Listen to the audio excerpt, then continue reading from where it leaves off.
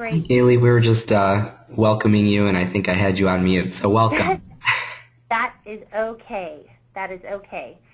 Well, like Nestor said, thank you. I really appreciate it. Just the introduction. And like you said, my name is Kaylee, and I work with Family First. It's a nonprofit based here in Tampa, and we have programs all throughout an IMOM. And so, but you guys and Family First work pretty closely together in conferences and webinars and things like that. And so I'm just grateful for the opportunity to present family engagement in the digital age. This is something we presented on at the FISCA conference in Orlando just a couple months ago or last month. And so I will jump right in. And so in this webinar, we are going to be talking about family engagement in the digital age. We will hit on the importance of family engagement, the distractions we face in our culture today in terms of technology, and also how to overcome those hurdles to ensure that your family and the families at your school have the greatest chance to succeed. And so, like Nestor said, if you guys have questions, I would love for you guys to ask questions, so feel free to enter those in. I will periodically be looking at the box, and Nestor can, have the freedom to interrupt at any time to ask questions, because I'd love this to be as interactive as possible. And as we get into the presentation, you'll see that it is pretty interactive, and so there are going to be a lot of times where if I were to be presenting this in front of a workshop or in front of a live group of people, we would have a lot of dialogue back and forth. And so that's obviously limited here today, but hopefully it will still be impactful, and we'll all get some good takeaways out of it. So jumping in, it's not that our families are disengaged. It's not that we live in a disengaged culture. We're very engaged, but we are just distracted. And so, you know, the different types of technology that you hear and you see on the screen, Facebook, Twitter, YouTube, email, TV, video games, iPads, iPhones, tablets. We stay up late checking email. Our kids play video games after school. As we all can tell, and as we all know probably firsthand, technology is completely overwhelming, and it can be consuming. And so before we jump too far into the webinar, we are going to take a survey and a little quiz. So if you guys want to do this in your head, that's great. Or if you want to write down your answer, that's totally fine too. This won't be collected or anything like that. It's just to try to get us to really feel the impact of technology in our homes firsthand. So in your home, who spends the most time in front of a screen? Children, adults, or equal amounts? Secondly, in the last week, has anyone in your family texted, emailed, or spoken on the phone during a family mealtime? Yes or no? In your home, who has checked emails or texts more in bed in the last week? Children, adults, equal, or none?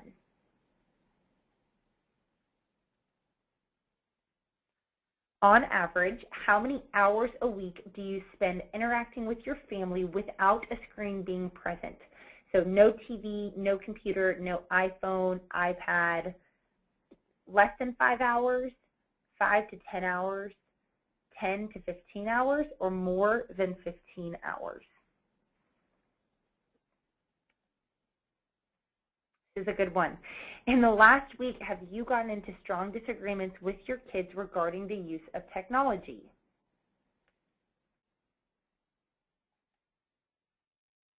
Lastly, as an adult, how many hours a day do you spend on media? This is in front of a screen, so at a computer, phone, TV. Less than 5 hours, 5 to 10, 10 to 15 hours, or more than 15 hours. All right, so as we get into this, those are 6 questions of specific areas of our lives that technology and screen time really have bled into our time spending with our families. So just to give you a little disclaimer, Family First is a nonprofit, and most of what we do is digital. So we have daily emails, we have websites, we have resources. We're on every social platform, Facebook, Twitter, Instagram. And so we don't think, and I personally don't think, that technology is evil or bad. I also don't think that technology is ever going to go away. So how do we engage with our families, set priorities, set boundaries of the things that we value in order to engage with our family and limit the use of our digital time? And so we're going to get into some statistics now that will go back and relate to the questions that we just asked. So the first one is technology and family. This went back to the question that said, in your home, who spends the most time in front of a screen? Kids, adults, or equal? Sometimes it's easy to think that our kids are the ones spending the most time in front of a screen, but statistics show that parents are just as dependent on technology as teens and tweens, and only 10% of parents and 6% of teens say they try to take off 1 day a week from their digital usage. So it's easy to think that it's all about our kids, and our kids are the ones that are struggling with this. And yes, the younger population has never known life without technology, and so it is part of their lifestyle. It is part of their life and more ingrained in them, probably more than an older generation.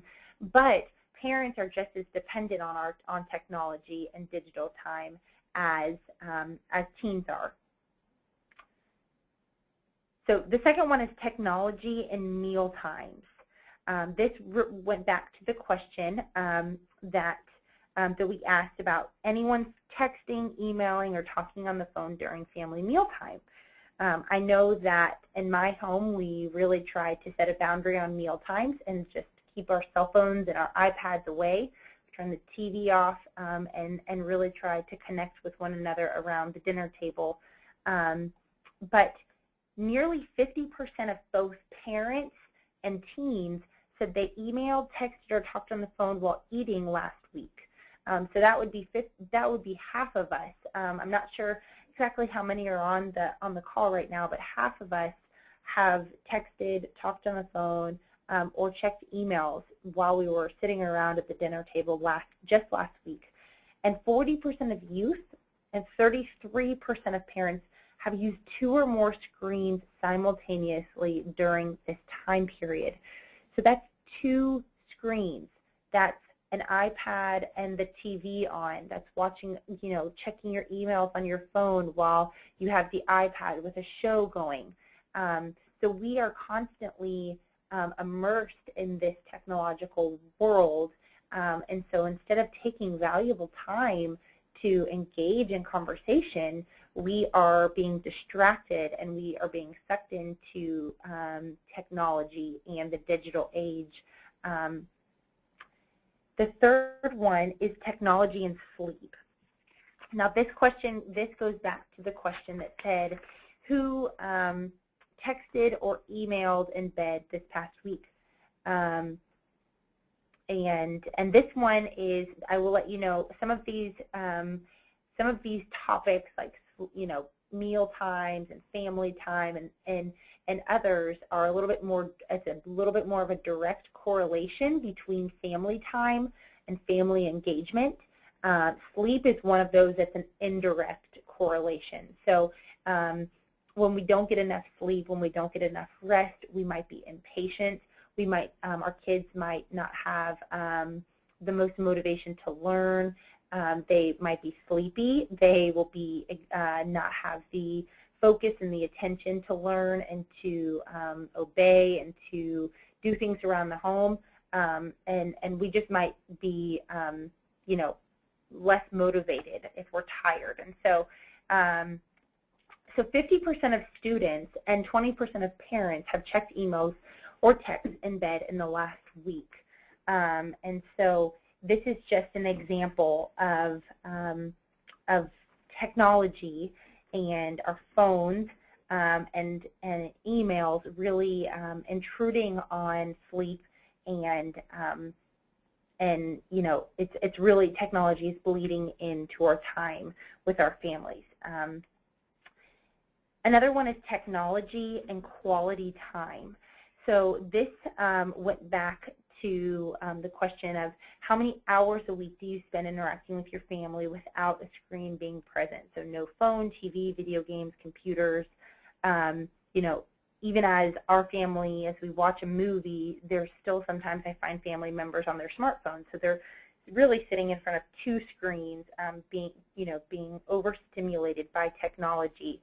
So this is what the stats say here. In 2000, families on average would spend about 6.1 hours a week of family time without a screen being present. So that's a little less than an hour a day, which is pretty good. In 2008, it just goes to 4.1 hours a week, which is about 30 minutes a day. Now, this study has not come out again. You know, we don't have an updated as of 2014. Where are we at now as a culture? But I would probably venture to say it's around 2.1 or a little bit more, which is I think about 10 to 15 minutes a day we are spending with our families without a screen being present. Technology and conflict. This is another way that the digital age, technology, phones, all of that comes into, bleeding into our family engagement, is by conflict. So the question that we asked at the beginning was, did you get into a strong disagreement with your kids regarding the use of technology? Stats show that 25% of parents and students had a strong disagreement about the limits on media and technology on a weekly basis. And 50% of parents worry that technology and media are wasting their children's time. So this can cause disunity in our families. This conflict can cause disunity, and so later on in the webinar, we are going to give you some practical tools in order to kind of overcome this hurdle.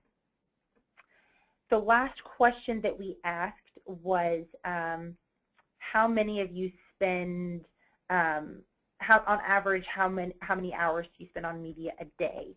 And this was a little shocking to me, but the average adult spends 12 hours and 5 minutes on media a day. And I tried to wrap my mind around how this was even possible, but for me, I work at an office, and I get up in the morning. I might check my email really quick before getting too far into my day. Check the weather on my phone, like the weather app. Get ready for the day. Make a few phone calls on the way into work. I'm sitting in front of a computer for 8.5 hours. Then heading home, I might make a phone call. I might, when I get home, I might check Pinterest, find the recipe I wanted to make for dinner, check Instagram, just catch up on the day. After that, I mean, it would definitely be more than 12 hours and 5 minutes. And so we are really just constantly being immersed in technology, and we have got to learn to manage our time to prioritize the things that matter. And so as sad as these stats might be, they are indicators of where our culture is today. So if we do think that family is a priority, how do we limit our distractions and spend more time engaging with our families? And so going into a video, we're gonna show you a video real quick.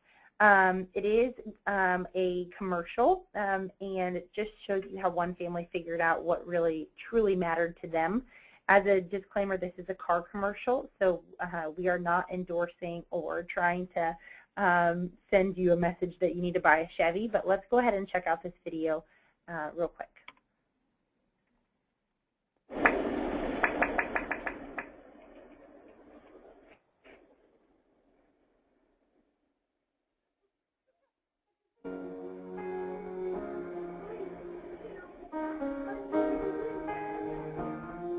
When did we start thinking our lives look so perfect?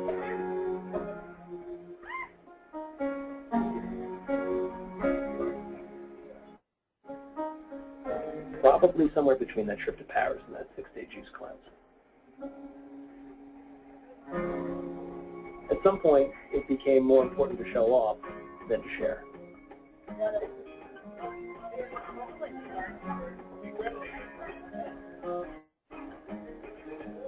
We started missing the good stuff around us.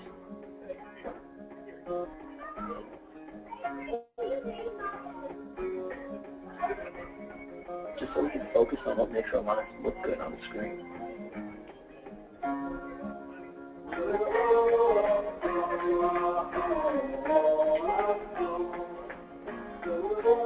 After every perfect sunset we post,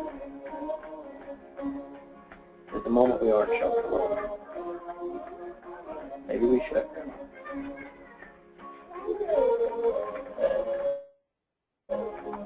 Those are the moments that don't need to be cropped.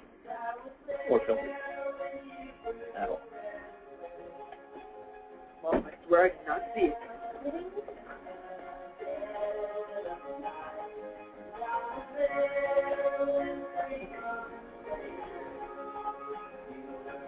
You want to put it on the internet?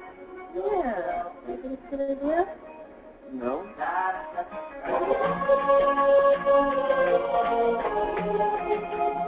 Brought to you by the new 2014 Chevrolet Mealtimes. The car for the richest guys on earth.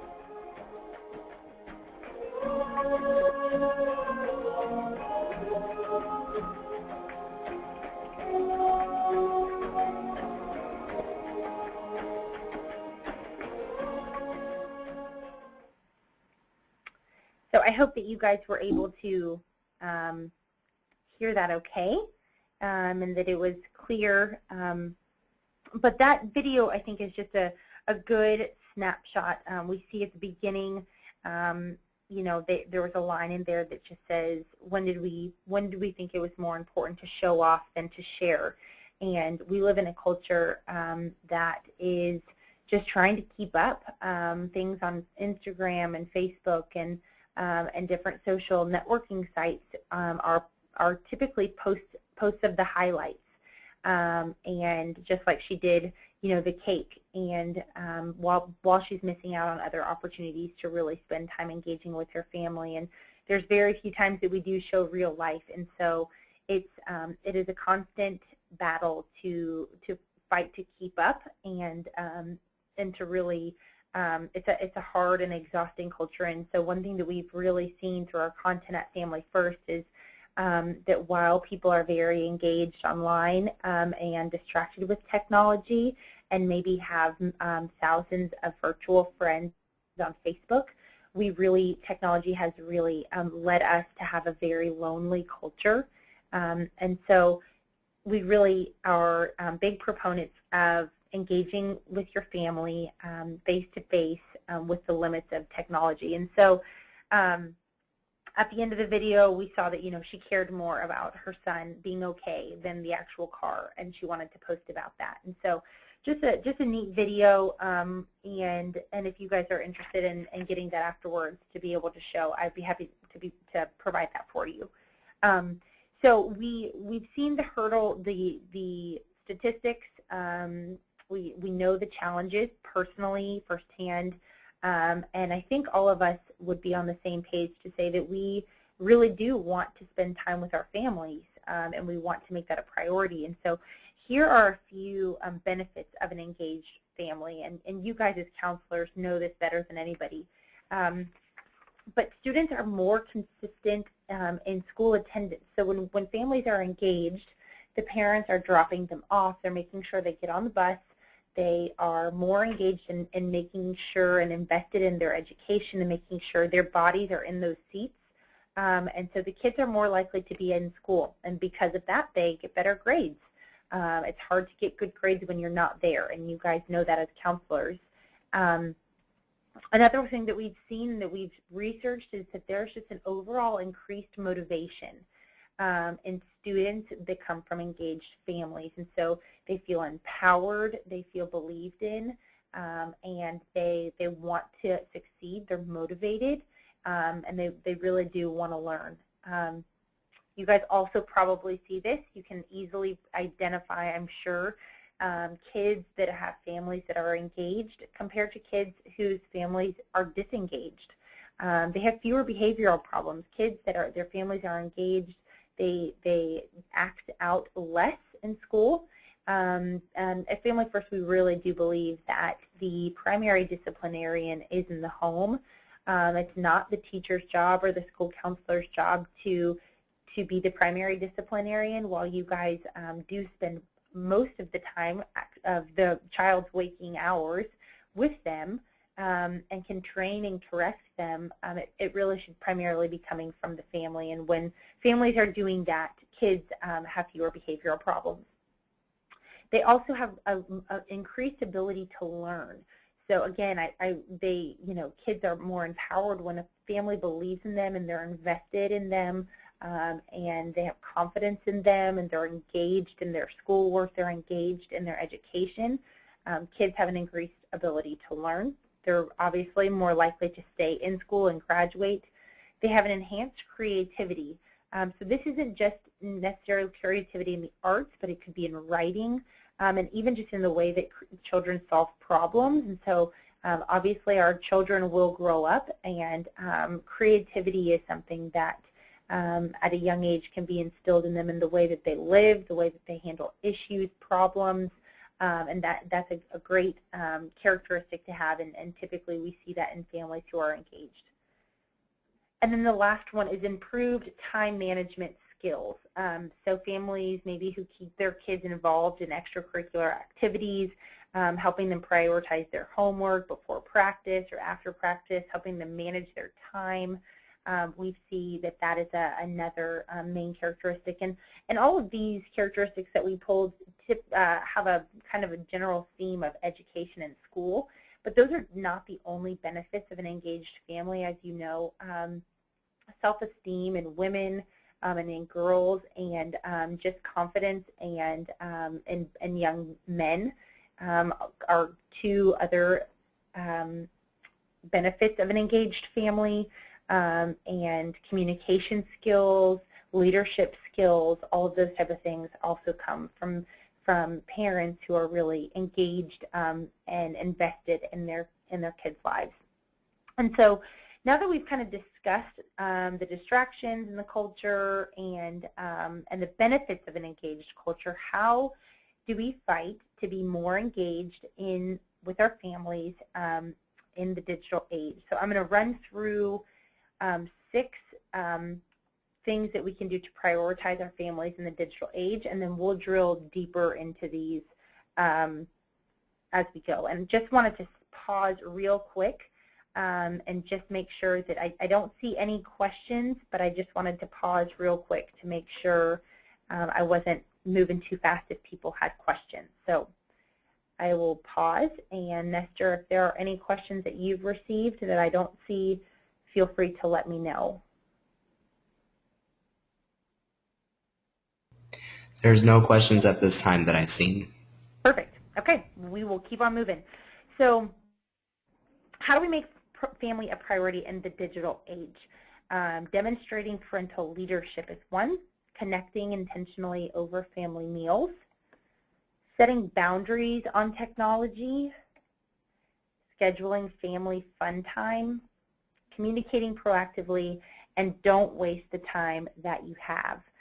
So going into demonstrating parental leadership, again, we can email you this if you guys want these resources. We also have the links, the URLs that are at the bottom, if you can see those as well. So if the two resources that we have for you in terms of demonstrating parental leadership, if we want to have the best for our kids, then we have to actively be involved in their lives. Our kids are always watching us, taking cues from how we behave. Although it's important to clearly communicate to our children what we expect, it's even better to be able to model appropriate behavior for them. And so the parenting approach of do as I say, not as I do will only go so far.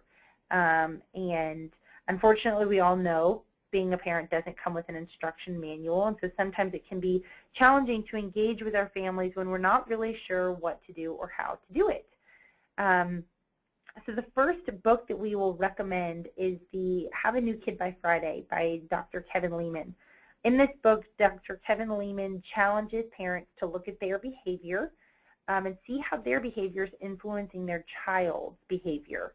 And he provides a 5-day action plan for parents that will influence positive change in their child's life, children of any age. Probably the most helpful component of this book is the last 2/3 of the book, which are dedicated to giving practical advice for over 100 of the most stressful parenting scenarios.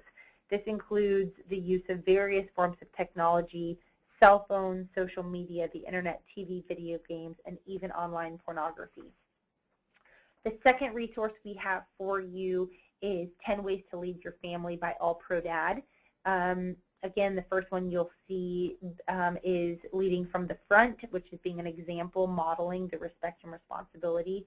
And so really leading, taking ownership, and there are 9 other ways that you can lead your family. But from the beginning, from the first stat, like we talked about, it's easy for us to think that it's only our kids that are invested in technology, but really parents are just as likely to be engaged in technology as our kids. And so we really need to set the standard and set the tone for our families in order to set boundaries. And so it starts with parental leadership. The second way we can overcome one of the hurdles of technology entering our meal times is to connect intentionally over family meal times. And so the 2 resources that we have for you here is, one of them is from iMom, and we give you conversation starters. And so from the statistics, 50% of parents and kids are both texting and emailing at the dinner time, and you know, I think it was 40% of people are having 2 screens. And so the dinner table is really a great opportunity for intentional conversation and engagement with our families, and these are times for shaping and encouraging our kids. And so the first one is the conversation starter, and from iMom. If you're struggling on how to start a conversation with your kids, this could be a really great resource. If you're constantly getting the answers like, you know, how was your date? Fine, good. You know, the one-word short answers. iMom conversation starters really can change your dinner experience. They range from questions, you can cut them up and put them in a jar, and they range from questions like, what's your favorite movie of all time? So really light topics just to get the conversation going. But then there's also deeper questions like, what has been the happiest day of your life? And this could be great insight to your child's heart into what's going on in their lives, and you can be the one to really counsel and encourage instead of them getting counsel and encouragement from online. The second resource that we have is the Pioneer Woman's 16-minute meals. I hope some of you guys have heard of the Pioneer Woman because she's pretty great, but she has great recipes, a blog, a website, and we're just highlighting her 16-minute meals here. There are plenty of other resources and websites that do quick 15-minute meals or one-pot meals or you know, something like that. But we really think that sitting around the table is important, and so less time in the kitchen preparing a meal and more time around the table is what we're going after. So this is just a way for us to prepare good, healthy, quick meals and then have more time communicating around the table. The third area, and you'll see in the bottom right corner, is technology and sleep. This is the our encouragement to overcome the technology and sleep hurdle, and so setting boundaries on technology is what we would say. The 2 resources we have are The Last Child in the Woods by Richard Love.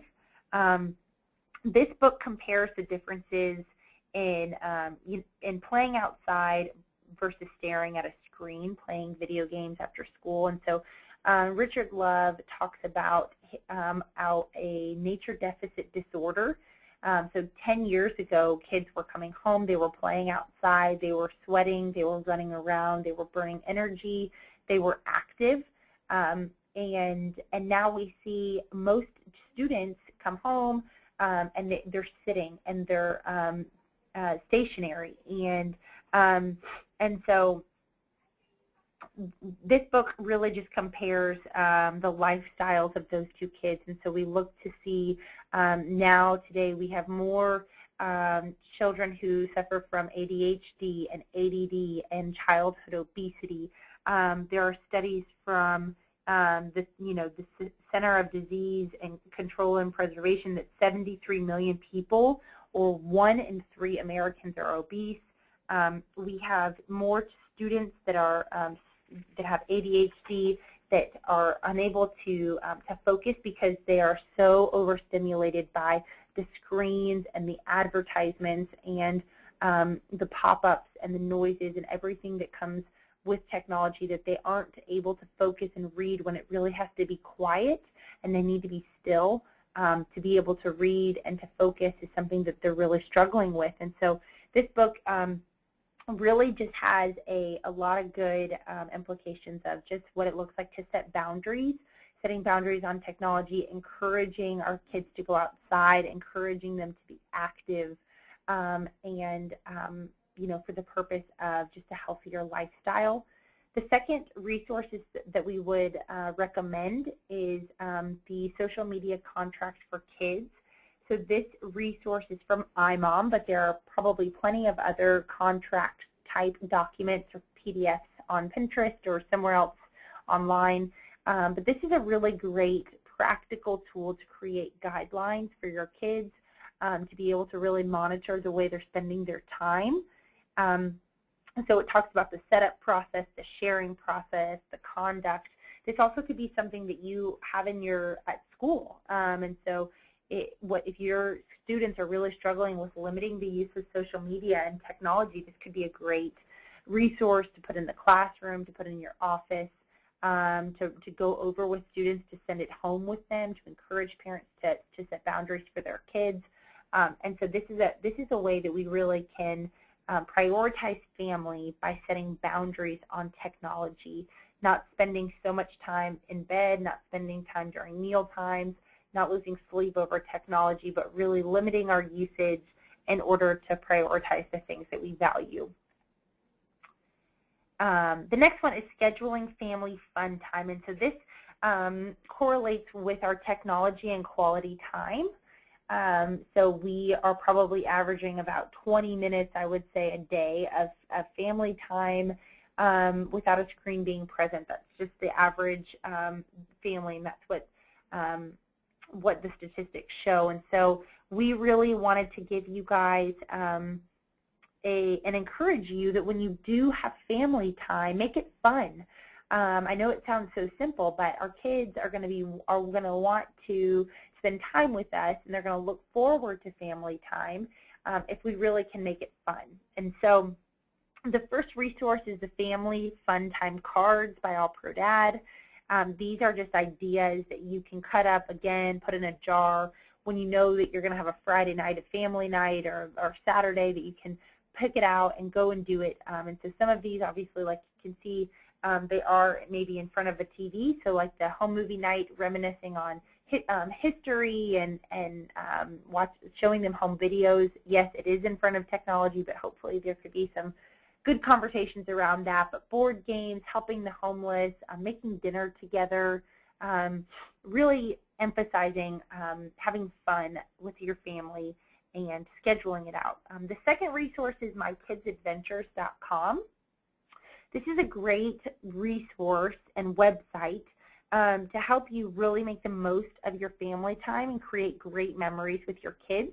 It gives you the opportunity to schedule and be prepared for the time that you have with your family. And so if you guys have had this experience, well, I hope you haven't had the experience, but there's nothing worse than knowing you're going on a date or with your husband or with your significant other, and you guys go back and forth. What do you want to eat? Where do you want to go? You don't really decide. Friday night comes, you don't have any plans, the night kind of fizzles out, and both people are left disappointed. I know that I have experienced that, and it's not fun. And so My Kids Adventures kind of helps you eliminate those issues and those disappointing feelings, but as a family. And so when Saturday comes and you know you have family time, it gives you really quick, easy, inexpensive things that you can do to have fun with your family and to be prepared. The fifth thing is communicating proactively, and so this helps us jump the hurdle of technology and conflict.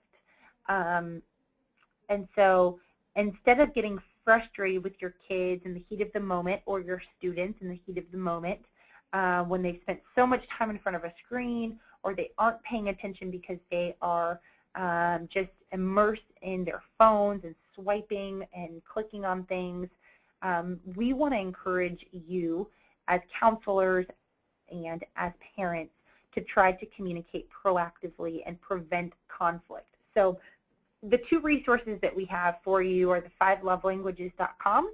If you're like me, I used to think that this resource was typically for marriages or dating relationships, but this website has a really cool tool that teaches us how to best communicate and connect. And so our children and parents often speak different languages, not only the slang that they speak, but and the actual words that they speak, but really they communicate their emotions, their affections, and very differently. And so if you guys are familiar, you can see on the screen the words of affirmation, acts of service, receiving gifts, quality time, and physical touch are the 5 love languages. And oftentimes we might be loving our kids the way that we think they want to be loved, but if they don't feel loved that way, then we're kind of just two ships passing in the night, and we are missing each other. They aren't feeling loved, they aren't feeling appreciated, they're not feeling valued. And so this is a great resource, and it can be done in schools as well, first for teachers and for counselors to really have your students take a quiz. How do they feel most loved? How do they feel most appreciated and valued? And I think this will really, really help us in the way that we communicate clearly and effectively and avoid conflict. The second resource is the family team meeting. If the 5 love languages, the communication piece, the family team meeting is the proactive piece of communicate proactively.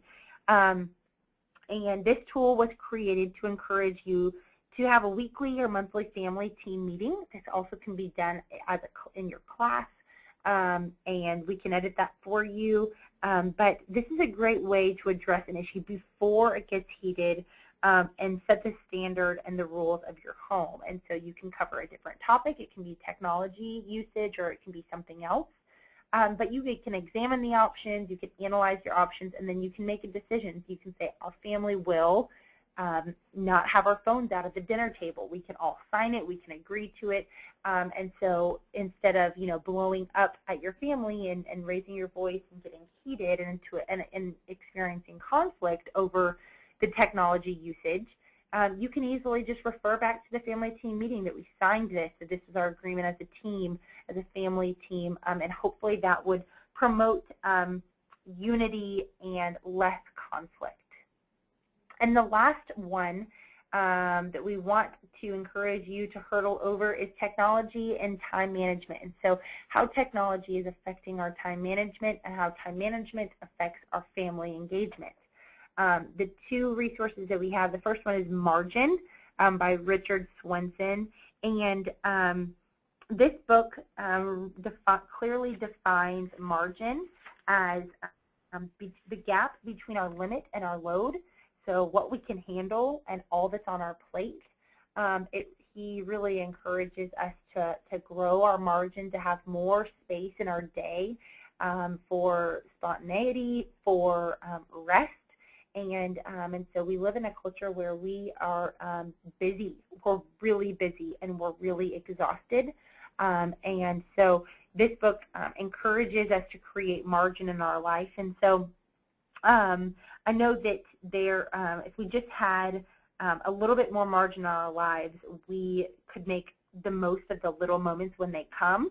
So like sitting in the carpool line or just a quiet moment, instead of being on our phones or catching up on things from the day on email, we could really be more engaged in the carpool line when our kids get in the car, that we can be connected and engaged in their lives instead of always feeling behind and feeling overwhelmed by life's demands. And so it's a really great book that we would recommend to you. And the second one is the 5 Ideas for a Rainy Day. So this is obviously not specifically just weather related, but typically rainy days are days that are kind of a wash. You don't really do much, and we just want to encourage you to make the most of those days, to make the most of the time that you have with your family. And so if you are locked up in your house, it doesn't mean that you need to be disengaged. It doesn't, you can have a home video theater. You can unleash the artist inside. And so there are just 5 fun things that you can do when you feel like, we don't really have much to do today. It's kind of a wash. We really just want to encourage you to make the most of the time that you have, because your kids and your students in your class and at your school won't always be little, and they won't always be the same. And so really to maximize the little moments that you have and to make the most of the time that you're given each day is a great way to promote family engagement and to manage your time wisely. And so we talked a lot about family engagement in your own family, and hopefully that's been an encouragement to you as parents, if you guys are parents. But you guys also work at the school, and you're invested in kids' lives, kids that aren't your own. And so how do you get families more connected at school? And so these are just a couple of the things that we've come up with in order to engage your families at school, to engage the parents at your school. One of them is through the PTA More Alliance. So if you guys don't have a PTA, that's completely fine. You still can have these programs, but they are just part of the PTA More Alliance, which is meant organized to raise engagement. But if you have a PTO or Dad's Club or anything else, these are 3 organizations that you can implement. They're all school programs. They go after fatherhood and getting fathers engaged at school specifically. And so this could be a great way to encourage dads to engage at school amidst the work and the busyness that they have on their plates, really to engage, to come to school to be a watchdog, to come to have breakfast with their kids for all per dad and have meaningful conversations, or to engage in Strong Fathers, Strong Families, which is kind of a science night and science experiments or math nights, and just to get dads more engaged in the lives of their kids and their education. So we've already seen the benefits of an engaged family in terms of their education previous in the webinar.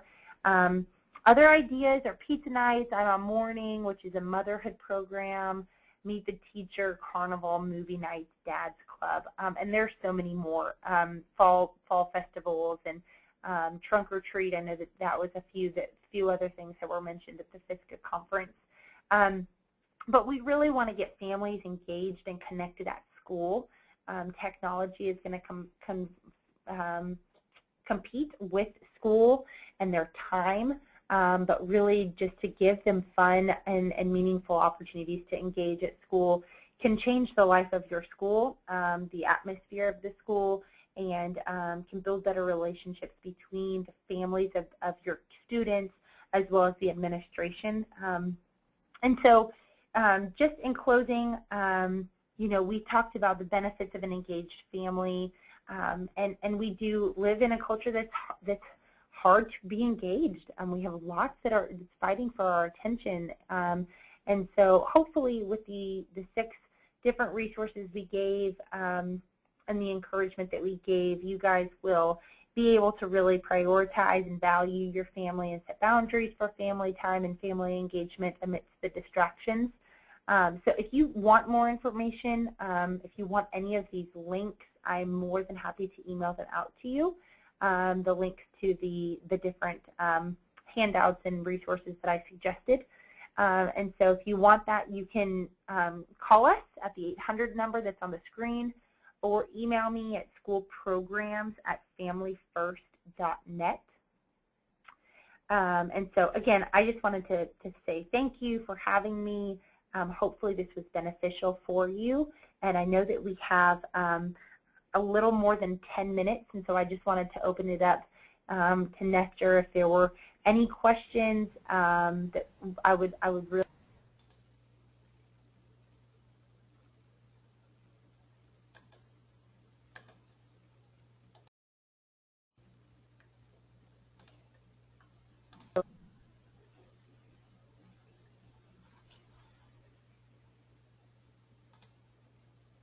Nestor, are there any questions? Feel free to just shout them out to me if there are, and we can just take it that way.